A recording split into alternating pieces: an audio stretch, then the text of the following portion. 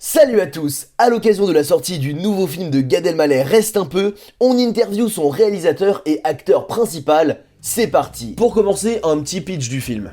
On va aller dans l'enfance. Un petit garçon qui est né au Maroc, à Casablanca, qui évolue et qui grandit dans une famille juive traditionnaliste, assez pratiquante, à qui on dit tous les jours, tu vois cet immeuble là-bas dans le quartier, il ne faut jamais que tu rentres là-dedans. Puis lui, il ne sait même pas ce que c'est.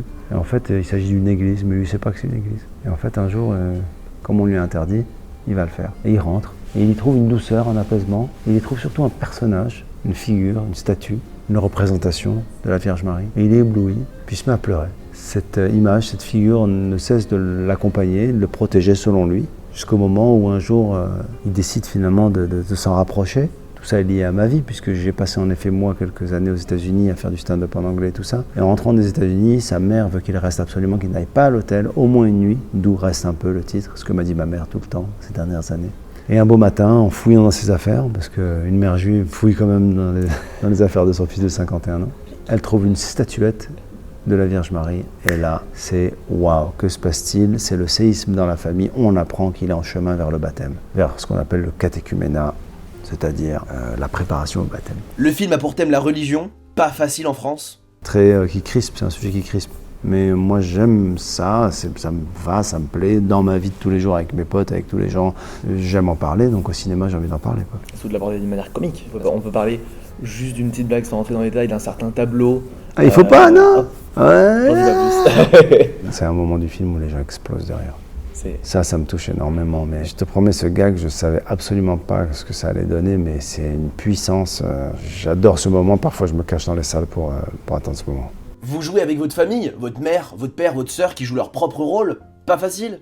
Il manque que mon frère, c'est dommage. Mais c'est vrai qu'il y a quelque chose qui est nouveau, moi, j'avais jamais joué avec eux, mais surtout qui est assez déstabilisant au début, j'entends. Parce que quand tu as tes propres parents en face de toi et que tu joues des scènes avec eux, c'est pas évident, quoi. Tu te dis mais qu'est-ce qui se passe? C'est ça qui installe le côté, qui fait qu'on ne sait pas ce qui est vrai, faux, où est la frontière finalement, où est la limite, c'est ça finalement qui nous frappe, c'est qu'on est à la frontière entre le documentaire, le docu-fiction, et pourtant c'est un film de fiction avec un scénario, quoi. C'est quoi pour vous être un bon acteur?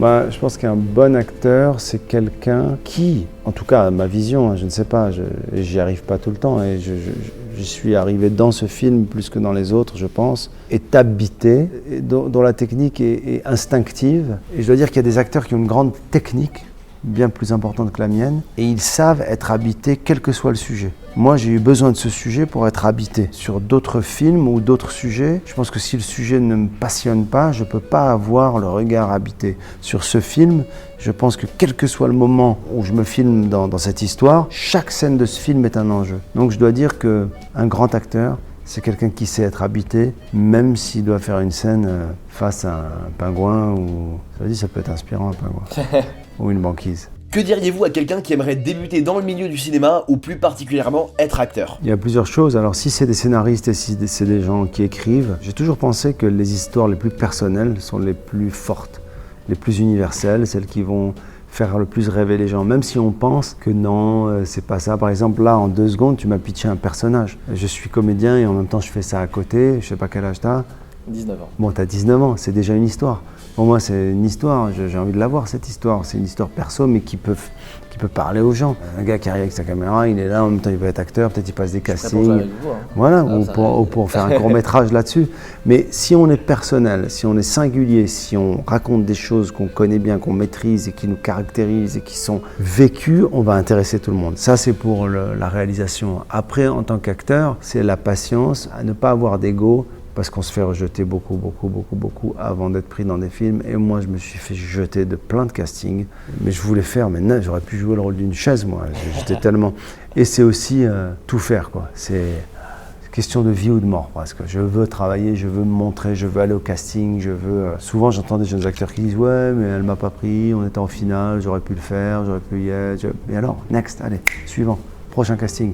Commence pas à m'emmerder avec tes trucs de « Ouais, j'aurais pu... » Donc l'abnégation, la persévérance, quoi. Ne rien lâcher. En quelques mots, que diriez-vous aux gens pour aller voir votre nouveau film? Moi, je dirais aux gens que ce film-là, avant tout, c'est un message de fraternité, que bien que ce soit un film qui parle d'une figure du christianisme, de la Vierge Marie, c'est un film qui s'adresse à tout le monde et qu'on peut être athée, on peut être juif, on peut être musulman, on peut être catholique, pratiquant, pas pratiquant, agnostique. C'est un film qui montre quelqu'un qui s'interroge. Et je pense que cette interrogation, cette introspection, cette crise existentielle peut arriver à n'importe quelle confession. Et aussi, c'est un film sur la fraternité, je pense. À un moment où en France, on n'ose pas parler de religion. Alors la laïcité, c'est très important, j'y suis attaché. Mais il faut qu'on se parle. Alors parlons-nous. Merci beaucoup, Gad. Merci. Merci encore à Gad Elmaleh et les cinémas Pathé de Lyon pour m'avoir accordé cette interview. N'oubliez pas de vous abonner à la chaîne pour ne rater aucune vidéo. On se dit à la prochaine. Bye.